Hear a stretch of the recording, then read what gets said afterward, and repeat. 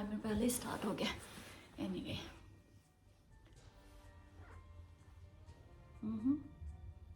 Frame I think से थोड़ा सा डाउन कर लेती हूँ। ओके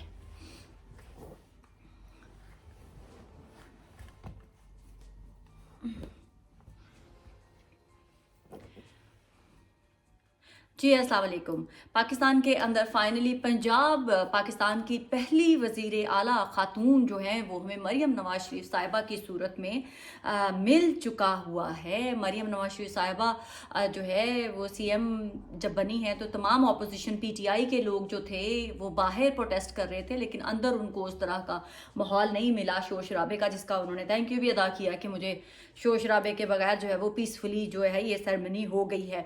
बहुत सारी बातें ऐसी भी हैं जिसके ऊपर बात करना बहुत ज़्यादा ज़रूरी है। एक बहुत ही मेजर डेवलपमेंट हुई है जो आइंदा आने वाले जो मैंने अपने पिछले व्लॉग में भी जिक्र किया था, कंटिन्यूसली मैंने 2 व्लॉग के अंदर जिक्र किया था, और अब आज ऑफिशियली उसके ऊपर जो है वो इम्प्लीमेंट हो गया है कि आने वाले जो सेटअप होगा उसको कब कहाँ कैसे डिस्टर्ब किया जाएगा, उसके लिए इनिशिएटिव ले लिया है। क्योंकि मैंने आपसे पहले ही बताया था कि इस सेटअप को ख़त्म तो करना है, लेकिन कब कहाँ कैसे करना है उसका आपको आने वाले दिनों में जो है पता चल जाएगा, और उसके अकॉर्डिंग जो है वो तमाम काम भी लीगली करने हैं और एक सर्टन टाइम फ्रेम के अंदर करने होते हैं।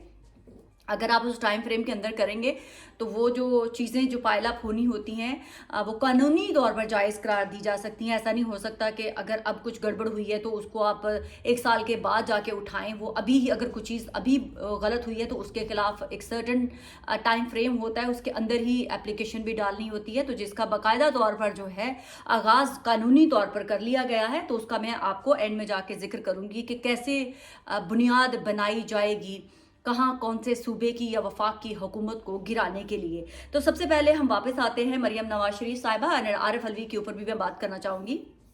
मरियम नवाज शरीफ साहिबा बड़ी अच्छी लग रही थी एज़ यूजुअल, लेकिन मैं सोच के बैठी हुई थी कि मरियम नवाज शरीफ साहिबा आज अब मुझे लगा कि पता नहीं क्यों मैंने इमेजिन किया हुआ था कि मरियम नवाज शरीफ साहिबा मुझे बग्गी में बैठ के जो हैं वो आएंगी। मुझे लग रहा था कि मरियम नवाज शरीफ साहिबा जो है वो बग्गी में बैठ के आएंगी और अपना ओथ सेरेमनी लेंगी, या एटलीस्ट जो गवर्नर हाउस जब उन्होंने जाना था तो वो गाड़ियों के प्रोटोकॉल की बजाय उनको बग्गी में जाना चाहिए था।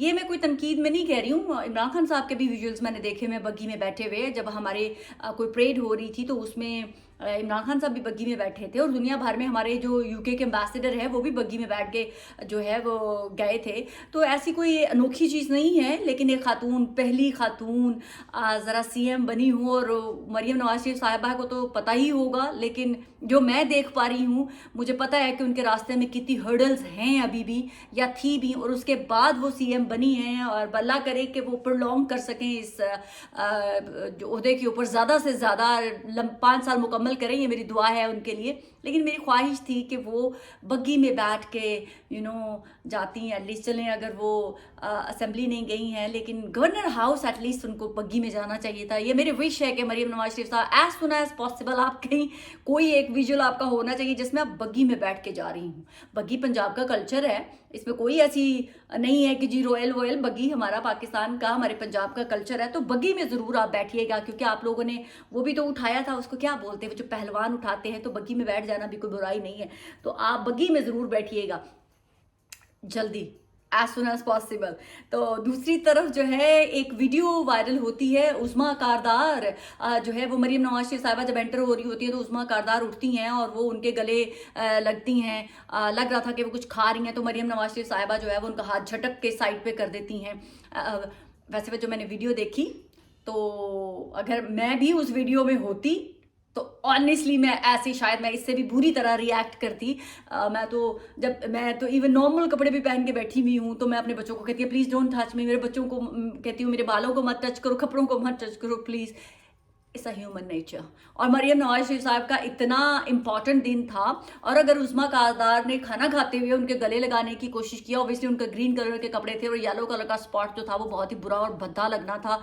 और ये हम लोग वैसे भी नहीं अच्छा लगता कि आप किसी इतने हाई प्रोफाइल, इस वक्त आपका कोई इवेंट हो रहा है और उसमें आपके कपड़ों पे दाग लग जाए, और ये नेक शुगन भी नहीं होता। तो मरियम नवाज शरीफ साहिबा का वो जो रिएक्शन था, आई एम श्योर हम तमाम, मुझ समेत हर दूसरे शख्स ने ज़िंदगी में कभी ना कभी ऐसा रिएक्ट किया हुआ है। तो इसलिए मैं उनके इस रिएक्शन पे इतना ज़्यादा मुझे नहीं लगता कि अननेसेसरी है जो आप इस रिएक्शन के ऊपर रिएक्ट कर रहे हैं। ठीक है, होना था, रिएक्शन तो हो गया। उसके बाद मरियम नवाज शरीफ साहिबा का जो चेहरा था स्माइल के बाद एकदम स्पॉट हो जाता है, उससे भी लगा कि वो कुछ तो हो गया है, जो उन्होंने महसूस कर लिया था कि अगर ये कैमरे की आंख ने रिकॉर्ड कर लिया तो एक ड्रामा तो होने वाला है। उसके बाद उस्मा कारदार का एक वीडियो क्लिप आता है जिसमें वो कह रही हैं, क्या तानू तकलीफ हो रही है, तुम लोगों को आग लगी हुई है, मैं तुम लोगों को बरनौल भेजती हूँ, इसमें मरियम नवाज का कोई कसूर नहीं था। तो बाजी यही तो हम रोना रो रहे हैं कि आप ही थोड़ा सा ग्रेस दिखा लेती, इतना गले ऐसे करने की क्या जरूरत थी। जब मरियम नवाज टिल्ट होकर आपको मिल रही है तो आप भी टिल्ट होकर मिल लेती, साइड पर निकल जाती।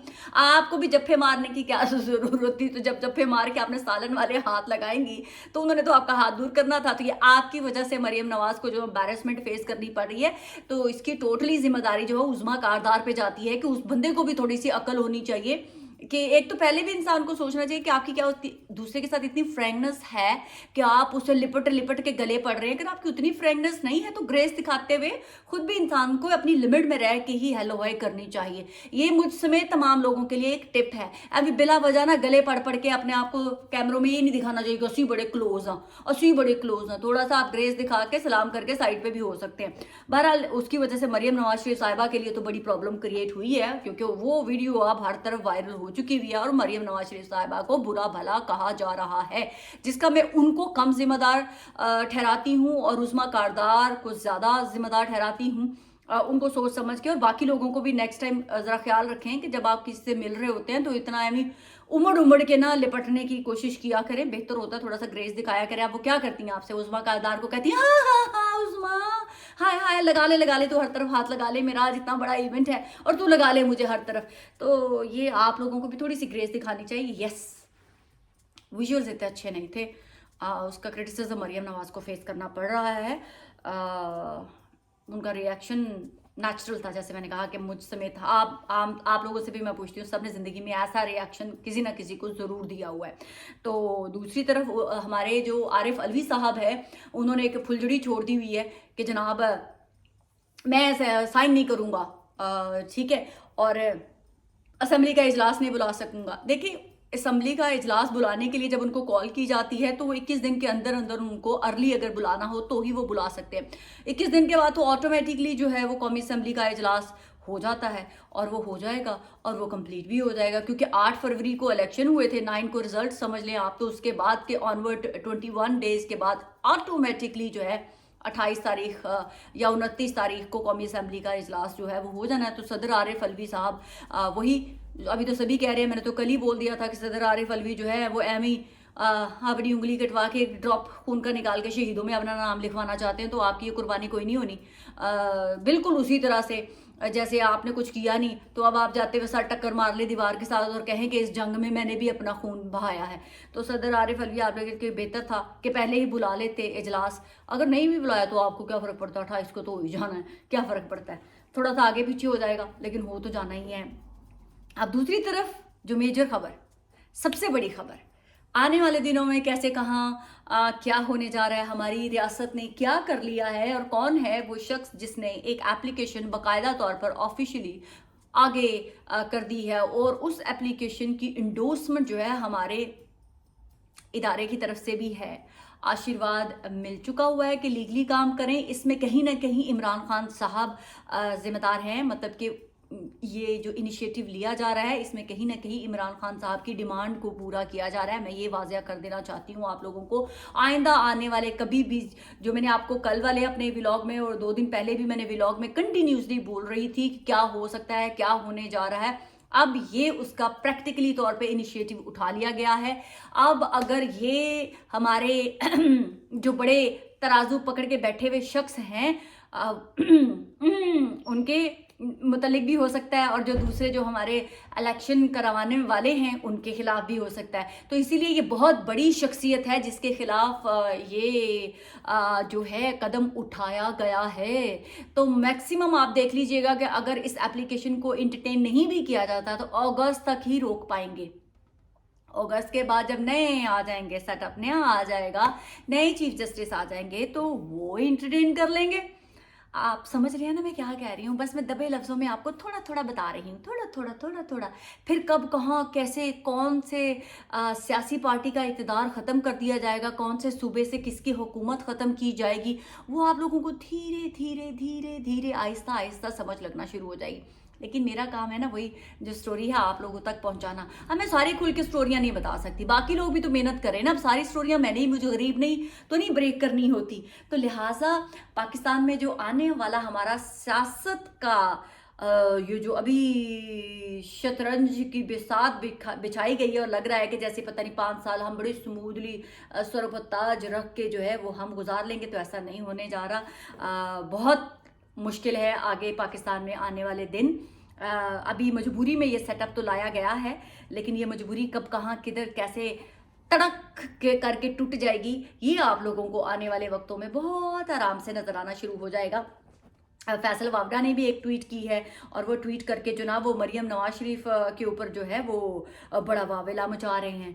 वो बड़ा गुस्से में आया हुआ है और कह रहा है कि ये देखे जरा ट्वीट में क्या लिखते हैं फैसल वावड़ा। मियाँ साहब की इस इबरतनाक सियासी हालत की के बाद बजाय अल्लाह का डर हो, बुज़दार 2 की आकड़ और हकारत तो ऐसी है जैसे पाकिस्तान में डॉलर 200 रुपए का, पेट्रोल 150 रुपए का, रोटी 10 रुपए की और 5 रुपए की हो जाएगी। ये बुज़दार 2 सिर्फ 98 वोटों से जीती है। आगे लिखते हैं, और अगर इसके बाद भी कानून और आइन के ठेकेदारों ने डब्बे खोल दिए जो मैं आपको 2 दिनों से कहानी बताने की कोशिश कर रही हूँ, उसकी तरफ ये हिंट है कि डब्बे खोल दिए तो फिर पंजाब असेंबली भी नहीं, रायवंड के महल में ही ऐसी हरकत हो सकती है। ये आवाम को if you love me I love you too कहने वालों का असल चेहरा है। अल्लाह ताला इस मुल्क और पंजाब की आवाम पर रहम करे। खैर ये मैंने आपको बताया जैसे ही कि ये मरियम नवाज शरीफ साहिबा के लिए पहले दिन में ये वीडियो बन जाना मरियम नवाज शरीफ के लिए अच्छा नहीं है। हालांकि वो उनका बेचारी का कोई कसूर है कोई नहीं, टू बी वेरी ऑनेस्ट। इसमें उस्मा कारदार खाते हुए खप करते हुए गले लगाने के लिए बैठ गई थी, तो उनको ख्याल होना चाहिए था कि हमें नहीं ऐसी हरकतें करनी चाहिए। तो ये अब मुझे समझ नहीं आती फैसल वावड़ा करते क्या है। कभी ये इमरान खान कि कह रहे थे अच्छा है जो उठा के अब मरियम नवाज शरीफ साहबा बन गई हैं तो अब इनको बुराइयां नजर आना शुरू हो गई हैं। भैया आप एक तरफ तो स्टैंड ले लें, आपको साफ ही थोड़ा ही ना है कि आपने तज्जिए करने हैं, आप अपनी राय दे रहे हैं। कभी आप मरियम नवाज के खिलाफ हो जाते हैं, कभी आप मरियम नवाज के कहते हैं कि जी ये इमरान लाडला था, अब वो बेचारी लाडली हैं। वैसे तो मुझे लगता है कि ये मरियम नवाज शरीफ साहबा हैं लाडली, अब उनके वालिद ने अपनी कुर्बानी दी है अपनी सियासत की उनको सीएम बनाने के लिए। तो लेकिन मरियम नवाज शरीफ साहबा जो मैं आपको बार बार कह रही थी अपना सदका देते रहिएगा, क्योंकि आपके खिलाफ साजिशें जितनी आपको नज़र नहीं आ रही हैं उससे 1000 गुना ज़्यादा आपको नाकाम बनाने के लिए जो है सियासी तौर पर बनाई जा चुकी हैं।